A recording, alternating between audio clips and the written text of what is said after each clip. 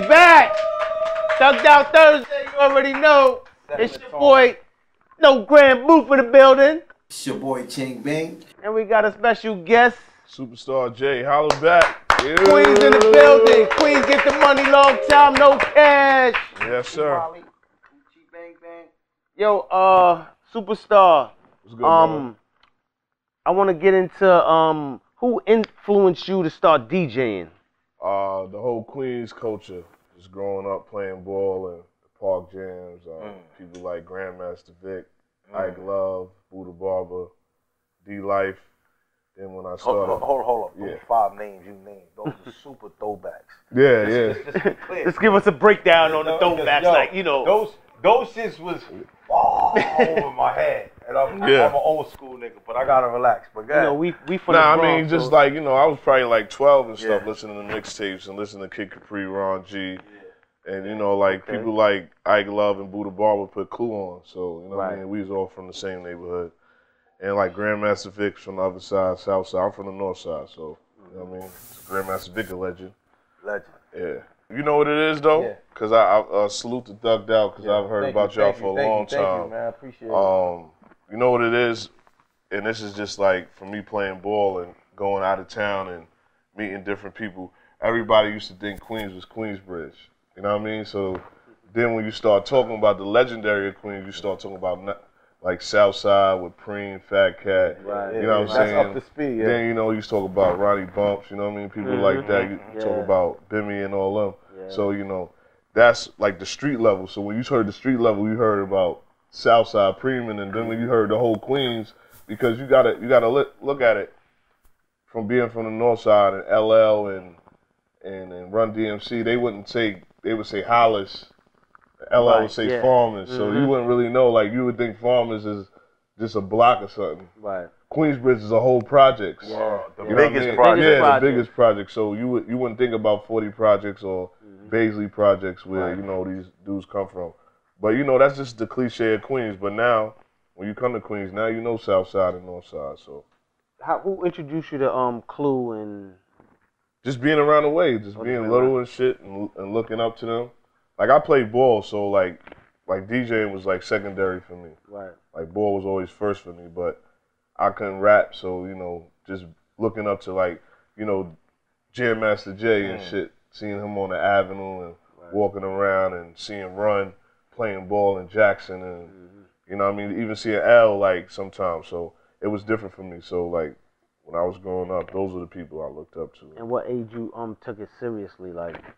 I was doing mixtapes. Like when I was doing mixtapes, I was still playing ball, but my cousin taught me how to DJ. I was like the MC. You know, back in the days, you'd be the nigga talking on the mic, and you know what I'm saying, and we doing mixtapes on the upstairs in the attic and pressing the button and printing out mixtapes, like 100 mixtapes, and going to the Avenue and getting shut down by the Africans, and you seeing Clue with like tons of mixtapes, and they like, Clue, come on, you need your, you know what I'm saying? So that's what really, when I started. But when I went to college, I came back to Queens, and I was like big in college and shit. So what college? Ball. I went to Buffalo.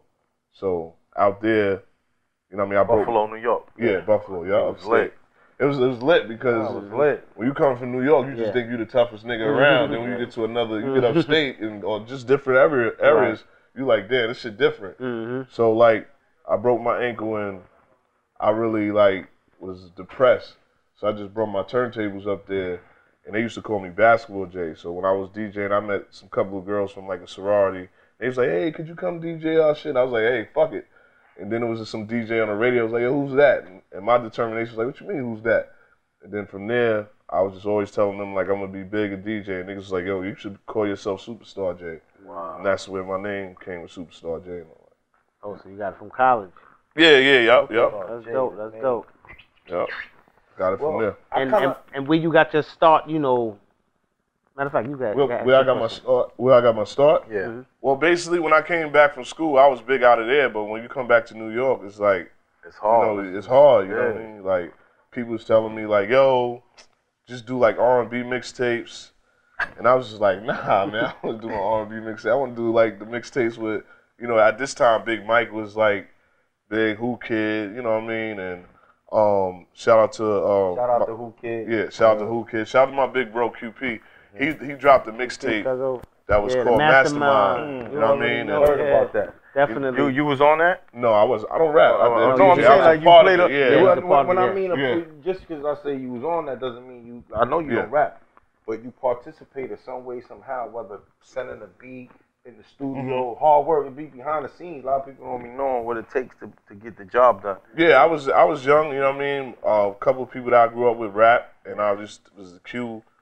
Put like a platform for niggas to rap over like that. It was different back then to just rap over somebody's beat. Well, I know there's 50 was on that actual album. 50 was on there. 50's definitely. Nori was on there. Nori was on there. Thug that I think it was the Murder Unit was on there. The Murder Unit. Yeah, you already know. Nature. It was a whole bunch of people, and after that, I started like just doing mixtapes, and I went on the Ave, and then the African niggas was just shutting me down, like, you know what I mean? Just shutting me down. And I just was like, you know what? Not today. Yeah. Not today. Today, no. Yes. DJ Clue. DJ Clue. We gonna go to BX. We go to Sammy's DJ Fashion. Clue, DJ Clue. Oh, you went to Sammy's Fashion? Sammy always That's how he was on it. Yeah, Sammy used to always act like he didn't know, like he wouldn't. Sammy, shout out to Sammy. You sell a lot of fake shit. Yeah. Boom, like that bang bang shit. Yeah. Selling out there. I know Sammy since Sammy. Yo, I grew up with him for real. Sammy used to act like it wasn't him, but he would have all the pictures up there, and that would be him. And he'd be like, "Yo, where's Sammy?" He's like, "I don't know where he's at." Yeah, he had tricks. Nigga had mad tricks. So when I went on the Avenue, like you know, the Bronx was a capital of putting your mixtape. Then you go to Jamaica Avenue, you know, if you hear your mixtapes walking down the block. So I said, you know what? I'm gonna pay the African nigga. Give me like 20. I'm gonna give him $20 to put my playlist on the door. You know, when you get the mixtapes, you look at the playlists or the titles. That's how people would buy it. Right. So I used to give him $20, and I would get the mixtapes for free. And then after that, what became popular was for me was I had a person I grew up named Skane Dollar. That was Clue manager. Yeah. So I was coming with mixtapes, and it was a mixtape with G-Unit on it, dissing Joe Buttons. So that first day, G-Unit dropped, then Joe Buttons dropped like 8 o'clock, and Skane was like, yo, I'm gonna give you the Joe Button diss, but I already put the mixtape out. I said, fuck it, I dropped the mixtape, the same mixtape, but I said 2.0, I ain't stopping. And the whole, next thing you know, I was sitting in the crib, dude called him, hit my two-way, like, yo, we need your mixtape. I'm like, huh? You need 100. I'm like, all right. So I had to go get 100. And but when I first dropped my mixtape, my cousin gave me money to drop it. I printed out 5,000 mixtapes. I only sold 10 of them shits. So you know what I mean? Like, what you felt like though, like.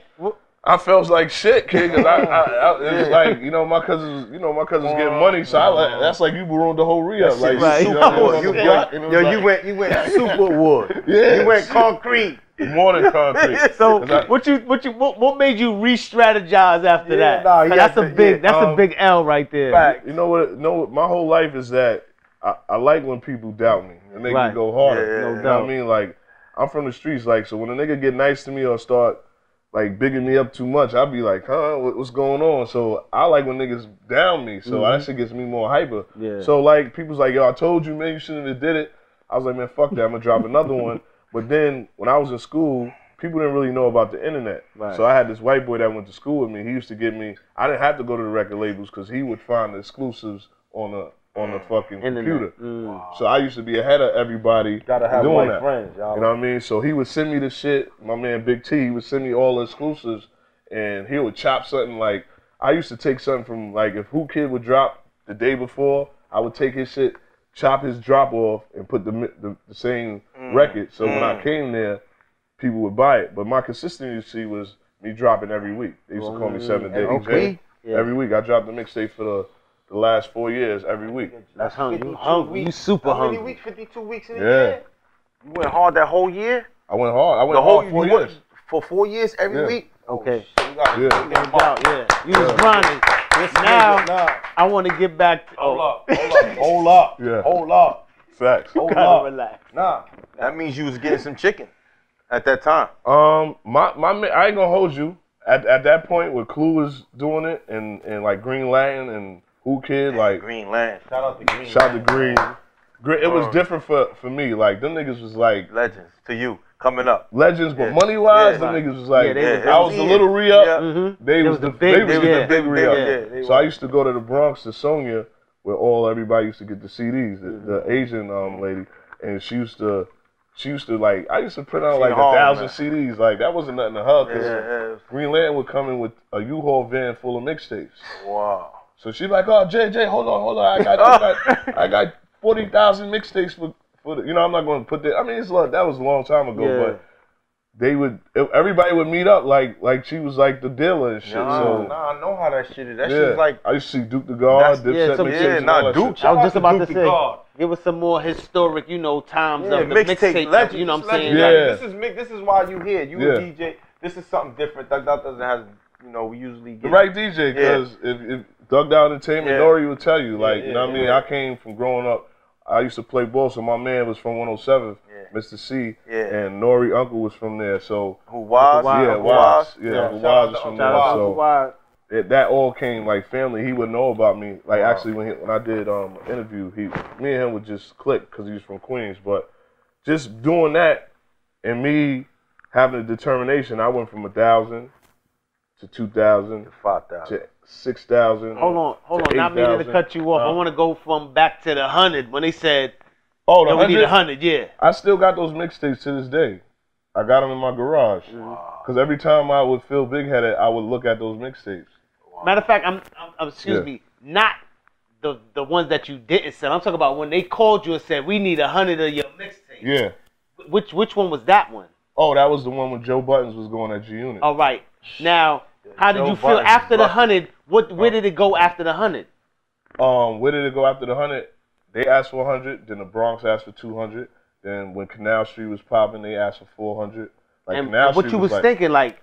I was like, it's popping, yo. I went to the CD. I went to Sony. It was like, I need 1,000. Yeah, 1,000. You lit. Yeah, I was 1,000. That was what you was getting off 1,000 at that time. At that time, when mixtapes like when Cool, they was getting like $5. $5. But like, if you was like a real popping DJ, you would get like $3. Wow. Canal give you like $2. Okay. And then it went down to $1. Double up. Oh, yeah, it was double up. That's why I tell people all the time, like artists, when they be outside selling mixtapes, I'm like, nigga, you only getting it for 30 cents. Yeah, for like. You know what I mean? So if you make $2, you lit. You want 200 on 100, y'all. It's only $30 for that's the yalla. That's the seafood yalla.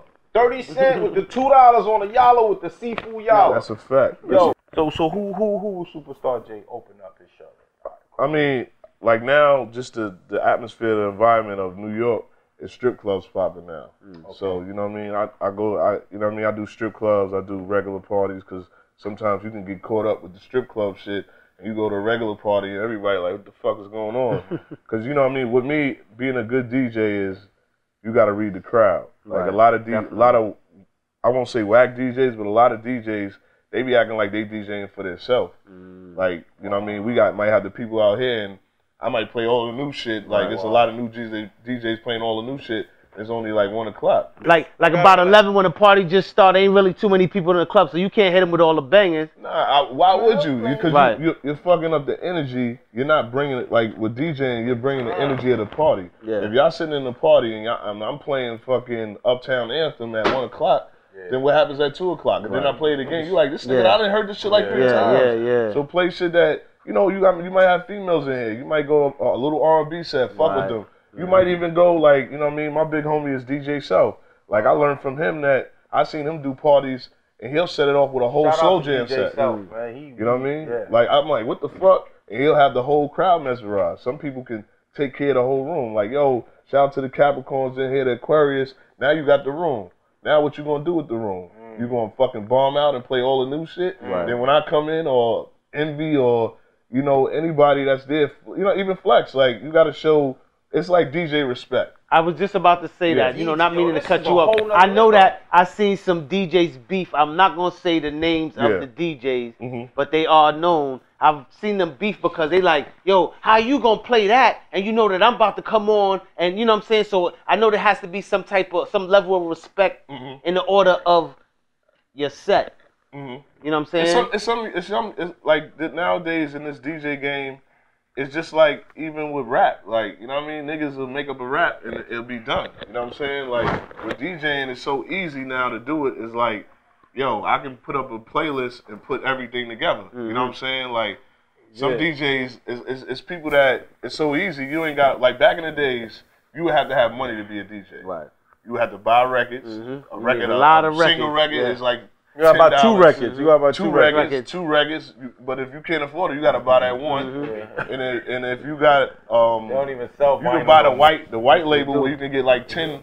You could buy the white label. You get like 10 records or 12 at the same time. But that shit is like $18. So now you $18 in, you might only have $100 to come out with 4 records. Now you can just say, I can download it from YouTube. I can download it. So do you be a DJ? You still use vinyl? You nah. got your vinyl in your house though. I got vinyl, but I came from the time if the party got shot up, your vinyl was still there. Yeah. You know what I mean? Or if I'm by myself, I got to carry all those crates. Yeah, so it's a lot of crates. When that shit came out, I was like, Lord, this is what we can do now? So, you know, a lot of older DJs didn't relate to it. Then when they seen the technology where you got 2 million songs in the palm of your hand, less equipment, less movement. You a laptop. Even flying out of town, you would have to pay for all those crates to go out of town. You used to have to do that? Yeah, hell yeah. So you had to put the vinyl in the luggage? Or you go put it in the car and the crates, they got their own little crates too, like their own little... The crates, you know, the crates, the flight crates and all that shit. I see, I know that, people are streaming, and streaming is big now, you know, but I see that, that vinyl has, decreased. No. It did. Vinyl has went up. What are you talking about? It's for collectors? For collectors. Not for DJs. People are looking for vinyl. What are you talking about? That's like the collectors, but like far as the DJ culture now? Yeah, no. Yeah, right. Yeah, no, not that's DJ culture. mean. No, I'm not talking about for the DJ that's culture. what I mean, no. That's it, yeah. If you got your vinyl, collectors and people that real music people, you know what I'm saying? Yeah, the record do sound nice, right? You pick that shit up, you touch it. You ever touch that shit? You go like you hitting the thing. Hang, boom. And you put it on, and it comes on, that do sound nice, right or wrong? Ain't no record like that. I just play some shits like that, you be like, But they got songs that sound like it's a record. You know what I mean? Even Jazzy Jeff just built some joint that it feels just like vinyl. Wow. So you're cutting like you're on vinyl. Oh, that's hard. I know you was around for the G-Unit hip-hop beef. Give me your take on that. Shout out to G-Unit. G-Unit paid a lot of people bills. People don't understand that. Wow. When mixtapes was coming out, like, G-Unit was only the one supplying music at that time. You know what I mean? People started getting ahead and saying, yo, I got to start putting music out. 50 of them was putting music out, and they was giving me music. So I always respected that to the thing. But with the beef was like, it wasn't, you had the legendary Jada beef. You know what I mean? That was a good beef with them. Right. The Jada beef was legendary. Yeah, that was legendary. I thought Jada and Beans was legendary. No, that one was hard. You know what I mean? I thought that was legendary, but just mixtape wise, like, just the whole G-Unit era, the D-Block era, Dipset, and then you had everybody coming in. Now, New York City, and sorry to say, is that the South took our culture on mixtapes, and New York is dropping EPs and shit. We switched it up. At the wrong time. I think we switched up at the wrong time. Definitely, I agree with you. But you right. The South definitely took our whole y'all. All South artists are dropping mixtapes. Hard. Now, the difference between a mixtape and an EP is this, right? And I tell this to artists all the time, right? They be like, yo, I'm about to drop my EP. I'm like, so what does an EP mean? They don't even know what an EP means. So how you dropping an EP, you don't even know what it means. Right. An EP is called extended play. An LP is long play. So extended play was designed for an artist that has fans, but they're not popping yet. We got artists that's dropping EPs with no fans. Wow. So how you selling your music to nobody? Wow. You know what I mean? If Instagram woke up tomorrow morning, just like you remember that update changed, niggas was like, oh shit, what the fuck is going on? I'm getting off Instagram. If Instagram charged $5.99 for membership, your whole base would go down. Now, we're gonna put the cliche. Now, why is YouTube popping? Free. It's free. Why is Instagram popping? Free. So why when you drop a mixtape that's for free to gain your fans? When Future fell off, he had to drop 5 Dirty Sprite mixtapes to get back on. Right. Now a mixtape gives you the freedom to say, I'm gonna jump on this beat. Damn, I liked you on that Uptown Anthem. You killed it. Now you got a fan. Oh, I like that original song you did. Damn, I liked you on that Yes Indeed. You killed it more than Little Baby. Now you got fans. You're building a fan base. And plus, it was for free. You don't got to clear nothing. Let's be clear. You don't got to clear nothing. I ain't got to talk to no producers. Yeah, you just put it out for free. It makes now sense. You talking about this iTunes shit, buy my shit. Niggas ain't buying your shit, especially from New York. Ain't nobody supporting your shit. Yo, you know what's crazy, Superstar J? On this podcast, our biggest fan base is from New York. Shout out to New York. Yes. I just want to, let's be clear with that. Thank you, New York. Y'all some foul motherfuckers. Superstar, how you get your breakthrough? Like, how you get on the radio? Well, basically, for me getting on the radio was mixtapes. Like I dropped 100 mixtapes in 1 year. You doubled up. I doubled up. So you don't think no DJ did what you did? I mean, rest in peace, DJ Whiteout. He did it. But he was like kind of more of a computer DJ. Right. He was more savvy with it, but he was dropping mixtapes every 2 days, and it was just getting kind of annoying. Yeah. But rest in peace, he passed away. So rest in peace to Whiteout. So what I was saying, as far as my break was me being consistent, and then people starting to see me rocking out with parties. So what would happen is niggas wouldn't hire me for parties, so I would throw my own shit. Right. Yeah. Fuck it, you know what I mean? Because I used to start DJing. And I'm like, damn, I know this girl came from me. I know these niggas that's popping these bottles came from me. So when I throw my own party, so I did my own party. I never asked for nobody. Like, you know what I mean? I knew Clue. I knew Skane. Self helped me as making a transition to radio. Wow. Now, what I was doing was I was in my cousin's car, and this was when Sirius XM was, you know, people... Sirius XM got 60 million. 60 million, let's be clear. Like, you know, listeners. Yeah. And I always tell people it's a gift and a curse because it's just like New York. If a New York artist don't hear their self on New York, they might be popping everywhere, but they'll still be fucking salty about it. Right. So people that's in New York got good radio, so they don't really get it unless you get into a rental and you're like, damn, this ain't no commercials.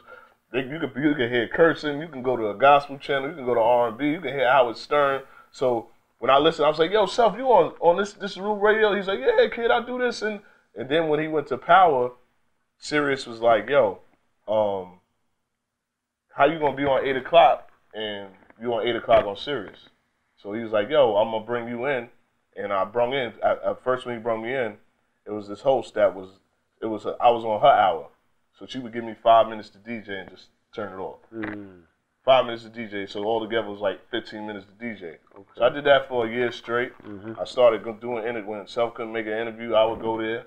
If Self couldn't do it like a B-list, C-list artist, I would be there. Wow. I would be around the building, and the program director started knowing me, and they just started calling me. But me being Superstar J, I already had people that I knew. So what my big break was, I brought LL Cool J to the show live. You bring LL Cool J, that's different. Yeah. But you know, I'm from the hood. He looked out, and then after that, he was like, Self was like, I'm about to do Love and Hip Hop. I got Power. What you want to do? I set this out for you. And the program director was like, yo, give Jay the show. That's how I got the show. Wow. That's dope. Yeah. You see, shout out to Self. Yo, shout out to Remy Ma too. Yeah, shout out to Remy Ma. Yo, shit is real. Let me ask you a question. I want to get up to speed with the relevant time, 2019. Yeah. Who? If Superstar J was to put out a mixtape, who would be your first five on your list? If it was out right now? Yeah. Meek got the streets right now. Meek is hot. Shout out to Meek. You killed them. Uptown, you got a hit. Meek got a crazy boss. He got a super boss. He back like he never left. Little Baby and them is popping right now. Little Baby is popping. Little Baby and Gunna. Okay, yeah, they always looking for that. So Baby, Gunna, Meek. We're gonna put Baby and Gunna together. Come on, let's go. Let's do. Wayne had some shit. You want to balance it out, so you don't. All right, you got Wayne. Okay, I'm with you. You got Wayne. OG, he an OG in the game. I hope you mention my little man. He was just at Shady 4-5. I'm telling you, that's 3. Let's go. I'm sorry, I'm putting you under the gun.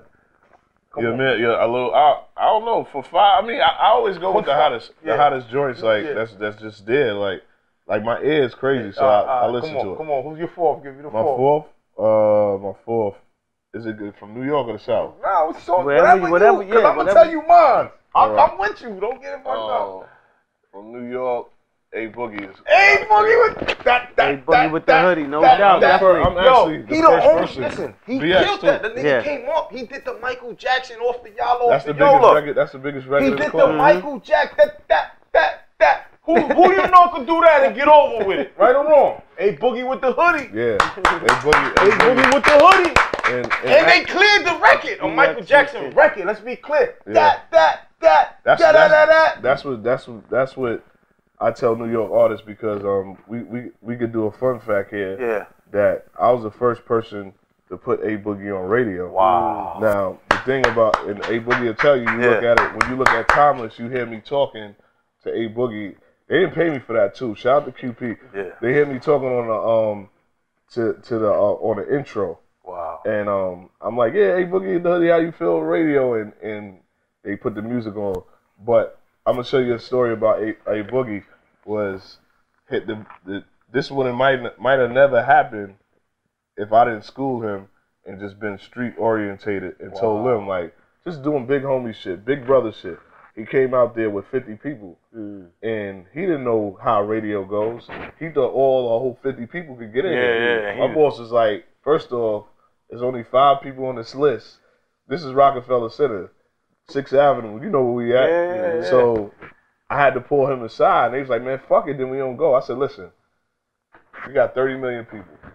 They can sit out in the car for 15 minutes. Believe me, this will change their life. And after that, ever since then, those 50 people subtracted. Now he walks with 8 people in security. Now, but he showed love. Well, shout out to A-Boogie, man. Yes. He got his crew with him. Yes. Shout out to Don Q. Young He's too. the hottest nigga out in New York City coming out right now. I'm Trap not Manny, gonna lie. they got a new. I like how they work. I like how they stick together. I like that they still. That's They BX still too. young. No I doubt, like you that they already still know. young.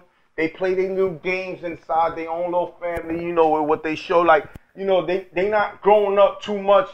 Because sometimes you get in this industry and this shit'll fuck you up. Nigga, you know, they want you to be somebody that you not. You know what I'm saying? That's a fact. Every team had their fun, you know what I'm saying? I remember we used to be doing mad shit on the tour bus and burning motherfuckers' toes, whoever fall asleep.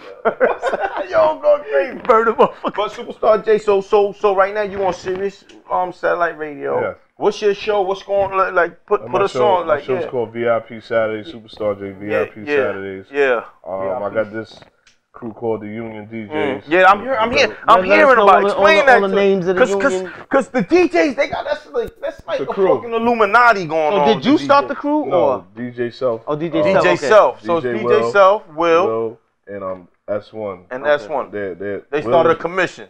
The union. Union. They started it because club DJs was radio DJs was getting all the love, and they was the biggest club DJs. And they said let's start something because the radio DJs was just that, and then they got big and got on the radio. All right, that's dope. Yeah, we got a lot of dope people, man. Got a lot of, you know, we about to recruit like 10 new people, young. You know, young DJs. We got 2 female DJs. Wow. You know what I mean? Just international DJs too. So You know what? yeah, I'm a president too of the union now. Oh, that's so, dope. That's yeah. dope. I'm President, glad we sitting here with the president president. because we got some dope music. We got Hemi. Yeah, Hemi, my We guy. about to drop Hemi project. We definitely need you to listen to it. We dropping And it Thugged Out Thursday Volume 1. we definitely need to Mixtape. plug Facts. amongst Most about the Superstar union, J. man. Definitely, man. Let's do it, man. A mixtape, man. That mixtape, man. You got Don't be afraid to drop a mixtape. Artists, don't be afraid to drop a mixtape. I'm dropping a mixtape next week, nigga. Yes. How about that, Or nigga? say it's on that. So if y'all don't want to say mixtape, say you dropping a project. I'm dropping a project. project. Yeah. Nah, nigga, I'm dropping a mixtape, nigga. Yeah. I'm here with Superstar J, Yeah. man. This is Thugged Out Thursdays, man. Shout out to 3, everybody. 1, After 2, 3. You Gotta gotta relax. relax.